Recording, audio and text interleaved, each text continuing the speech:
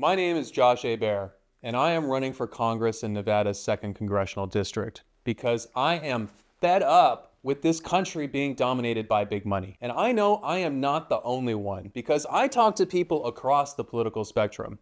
And one of the things that we actually still agree on is that the system is broken, and the reason that system is broken is because big money rules it. And we have known this for a long time. We've wanted it to get fixed for a long time, but it has only gotten worse, which is just confirmation of how broken the system actually is. Well, I have a plan for what we can do about that.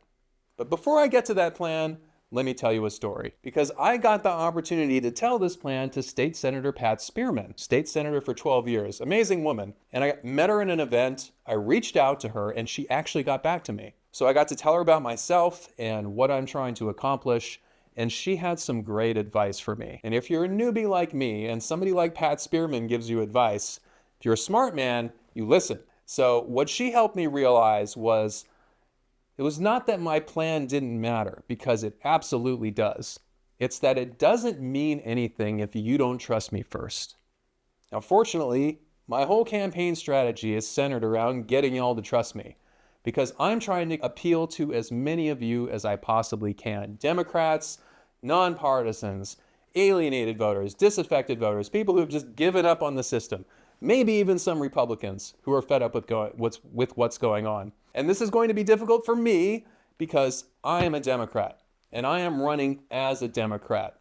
And I know that the reputation of the Democratic Party is not great right now. I can read polls. I know that's especially true in some parts of this district. People have lost faith in us. They don't believe we deliver on our promises. They look at our leadership and they see people who are themselves corrupted by big money, and I can't blame them. So that's a problem for me. So I want you to know first that I am my own Democrat. Leadership does not represent me.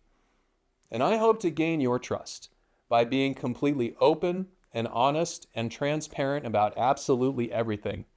Even things that don't make me look good, even things that you might not want to hear. Because I believe that if you come to trust me, if you like me, and if you agree with me on more stuff than you disagree with me, especially some big things, that you will be willing to vote for me. I believe that. I'm moving forward on that. So in the spirit of honesty and openness and transparency, let me tell you about myself. The first thing that people always want to know is, what do you do?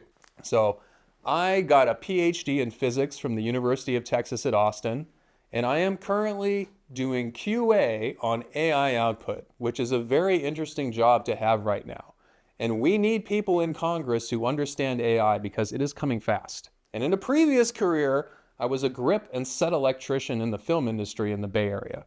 So yes, big change. I have studied the foundations of quantum mechanics, and I've driven a 5-ton truck through Bay Area traffic. Through it all, I have been following politics in America and history and society and culture and world events and all that stuff religiously from like the time I was 11 years old. So I'm a huge political nerd. I have been politically active for much of my life. I've worked on campaigns.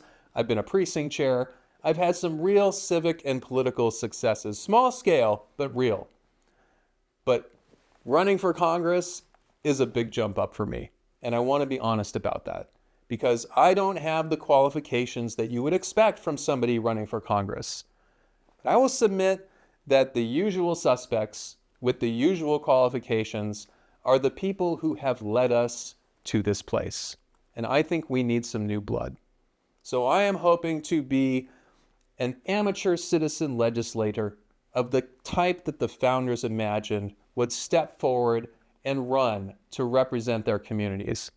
And I am trying to do that right here in Reno, in northern Nevada, where I was born. Where I was born, but where I didn't get to stay. Because my biological father, who was schizophrenic, he committed suicide when I was just a few months old. And that forced my mom to move in with her family down in Vegas, where her dad was a pit boss in the Flamingo Hilton.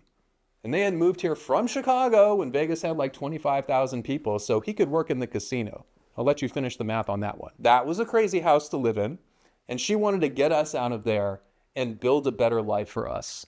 So what she did as a single mother in the early 70s, she joined the military, joined the army, got the GI Bill, used that to pay her way through law school. So yes, my mom was a badass pioneer, and her pioneering badassery is what carried us out of Nevada. And I have just moved back in May. I know. So it is objectively crazy that I am doing this. And it was never my plan to move to Reno and then declare a run for Congress 3 months later. That would have been a really stupid plan. But life had other plans for my plan. My original plan, which I had been developing for years, was to run this campaign in Austin, Texas, where I was living. But then about 2 years ago, my stepdad had a stroke, a serious stroke. Now, this story ends much better because he's fine now, miraculously so. But it made me realize I couldn't be living so far away because I am the last person in my family who can be there for them. So they had retired here to Verdi. So I decided to move back here to Reno so I could be closer to them. And when I decided to do that, I thought like, well, there goes that plan. I can't move to Reno and then run for Congress because I know Nevada. I know Nevadans. You want to be represented by somebody who has been here, a native Nevadan. Now, I was born here, got family on both sides, so I am a native Nevadan, but I have not been here. And I know that that matters, and I respect that. So I thought, okay, well, there that goes. But, you know, being the political nerd that I am, I started looking into this district. I started studying it, looked into Mark Amodei, started studying the politics, the history, the election results, the demographics, and I began to realize that the campaign that I had been planning still works here. Now I hear your objection.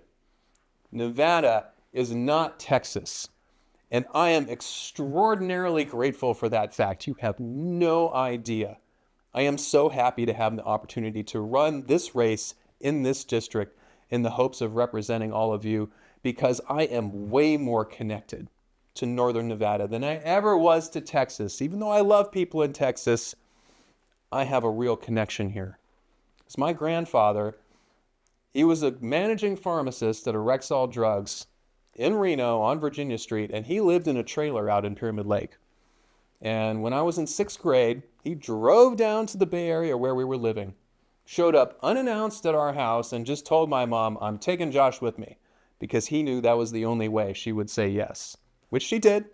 So he took me and my cousin up to Pyramid Lake, and we got to spend the next 3 summers at Pyramid Lake. And that was by far the best part of my childhood. So when my parents moved back here to Verdi and I came to visit, it reminded me just how much I really love it here. The mountains, the desert, that unique Nevada vibe. And I remember like hiking up in the mountains in the summertime and I would smell the sagebrush and it just reminded me of riding through the desert on my BMX bike. So I am not moving again. You are not going to get rid of me, Northern Nevada. So no matter what happens in this campaign, no matter how it turns out, I will continue to work with what time I have to make life better for people here in Northern Nevada. You can take that to the bank. So anyway, let's get to this plan. The reason this plan still works here, don't be offended, is that the plan was never about Texas. It's never about Texas. It's always been about trying to work on those things that we need to do to get our republic working for us the way the founders hoped that it would, except for everyone this time. And I sincerely believe the first thing that we need to do in order to get that done is get big money out of politics for good. And I know that as a Democrat, I'm supposed to be laser focused on affordability. And I absolutely want to do things about that. Housing affordability, healthcare affordability, education affordability, childcare affordability. Just being able to survive without feeling like we are hanging on by our fingernails, where if the slightest thing goes wrong, we will slip. In a wealthy country like this, it is wrong that so many people feel that way. And I want to be able to do something about that. But I don't like making false promises that I can't follow through on. And I believe that we can't do anything about those things in the way that we want to do it as long as big money is in control. Because if we do anything that inconveniences big money in the slightest, big money blocks it. And the only time we manage to get anything through, big money manipulates the process so that at the end of it, what we get is basically peanuts, and big money just gets bigger. And we can't fix this problem legislatively because the Supreme Court has screwed us.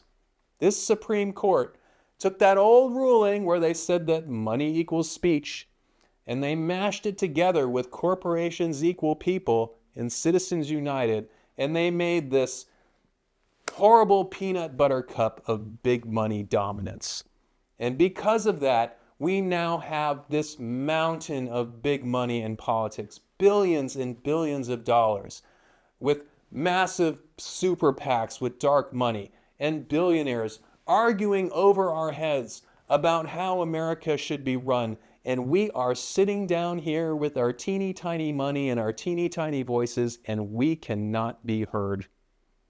And we can't fix this through the courts because this Supreme Court has proven that it will rule with big money every single time.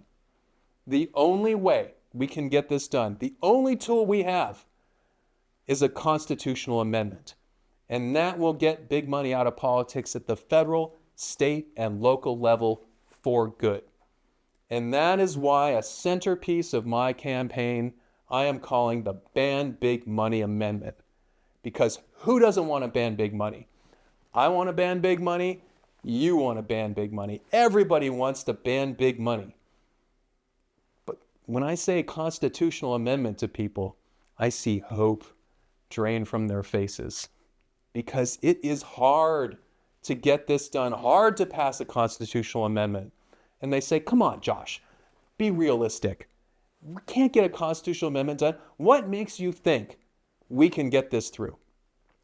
This is why I believe that. For one thing, it is something that we literally all want. We all want this.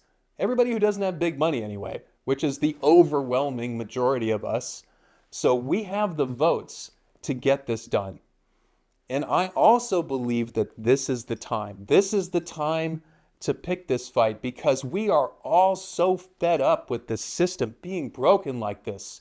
We are desperate for things to change. We know we can't go on like this. And things are really up in the air right now. And there is all kinds of crazy, bad, scary change taking place. But when things are up in the air and there's crazy change going on, that is when crazy good change can happen. That is when we can make the choice to pick a fight like this and actually make progress and see it through. So this is how we do it. We use the Ban Big Money Amendment as a weapon against the allies of big money. And this is how that works. If you have a candidate for Congress or a candidate for Senate, I want you to ask them a very simple question. Will you vote to ban big money? And if they can't say yes, if they say no, or they hem and they haw, they go like, it depends, you know you can't trust them. It doesn't matter if they agree with you on the issues. If they won't vote to ban big money, they don't work for you. We have to stop voting for these people. So this is what I want you to do. When you go into the voting booth, if the candidate that you agree with on the issues will not vote to ban big money, you don't vote for them. And if you can't bring yourself to vote for their opponent, which I completely understand and respect, then just leave that part of the ballot blank. Don't vote in that race. Vote in all of the other races, absolutely, but don't vote for a candidate who won't vote to ban big money. And if we start to do this, and if we do this in big enough numbers, then we will begin to send a signal. And that signal will say to candidates, you have a choice. You can choose big money, or you can choose votes. And given the choice between votes and big money, politicians will choose votes every single time. because politicians want to win. And the only way to win is with votes. And if we do that, we start changing races here, making something close there, then we will start to build momentum. And people will begin to see that this is possible. And then more people will do it. And we'll build more momentum. And we will get closer to getting this done. Now, I know that some of you are going to be concerned that if you don't vote for the candidate that you agree with, because they won't vote to ban big money, that the candidate that you do not agree with will get elected. And I understand that and I respect that. But I have a challenge for you. If the candidate you prefer won't vote to ban big money, then I want you to become the candidate that you agree with who will vote to ban big money.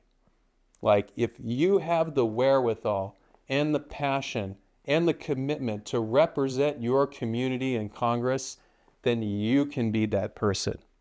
And then you can use the Ban Big Money Amendment as a weapon against that candidate who won't. And if we get enough people doing that, then we can elect Democrats and Republicans to Congress who will come together and work together to ban big money and finally get this done. And wouldn't that be awesome? That would be like a second revolution in American politics. A revolution where we liberate ourselves finally from the control of big money. So I'm going to be the crazy guy trying to launch this crusade because I believe this is the fight that we have to pick and stick with. And I don't see anybody else doing it. So it's going to have to be me. So I am just going to go for this 100% sink or swim in the hopes of convincing enough of you to join together with me that we can get this done. And I don't want to give false hope. This is going to be hard. It's going to take time. It's not going to happen overnight. We are going to have to pick this fight and stick with it and be persistent and resilient and not let this go until we see this through. But I know that we can get this done. So how am I going to pull this off? I'm just one guy. I just moved here. I'm not wealthy. I'm not well connected. I don't have some political pedigree or all kinds of political background. How the hell am I going to pull this off? It's a great question. But you are watching part of my strategy. Because what I am going to do is produce a reality-style documentary of my campaign while I campaign. And I'm going to be doing that for two reasons. The first reason is that the only way this crazy plan is ever going to work is if we break through with the attention economy, seize that attention economy, and do not let go. And the only way we can do that is with novelty, oddity, and spectacle. And I promise you that I am going to be bringing all three of those things during this campaign. And the other reason that I'm doing this is that I am a genuine idealist for representative government. I consider representing you in Congress to be a sacred responsibility. So I believe that you are entitled to know and see everything about me, and that is what this production will be about. I want you to see exactly who I am, what I believe, what I hope to accomplish, how I interact with people, how I listen to people and incorporate what they want into this campaign, how I treat people who disagree with me with respect. I am one of those people. If you disagree with me, I do not think you're a bad person, and we need more of that in this country. I want you to see how I work with people, how I bring a team together to get this done. I want you to see all of these things because I am asking you for your trust. I am asking you to put your faith in me to represent you in Congress. So I want you to see all of me so that you can decide for yourself whether you're willing to place that trust in me. Now, in order to succeed in this, I'm going to need some things from you. And the first thing that I need is money. I have been told by multiple people it is going to take $3 to $4 million to even be competitive in this race. That is the reality of the big money politics that we live in. So I need money to produce this video. I need money to pay campaign staff, to organize volunteers, to buy advertising, for all those things that campaigns need. So if you want to ban big money, if you want to help make this happen, if you want to help us break through, then donate. Go to my website and donate whatever you can. $5, $10, $50, $100, $1,000, $3,500. That's the maximum.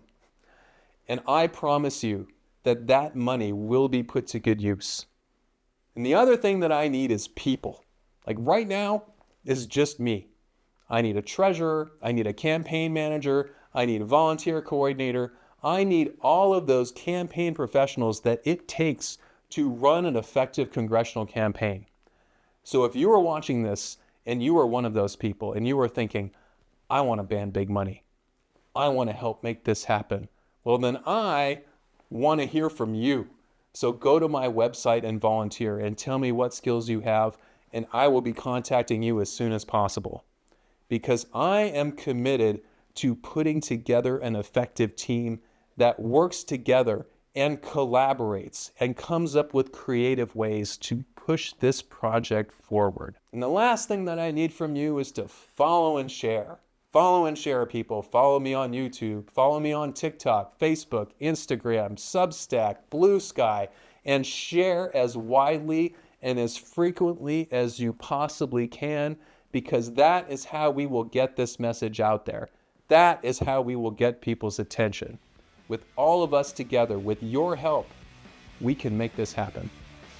So thank you for watching this all the way through, and stay tuned for the next episode of Josh Hebert for Congress.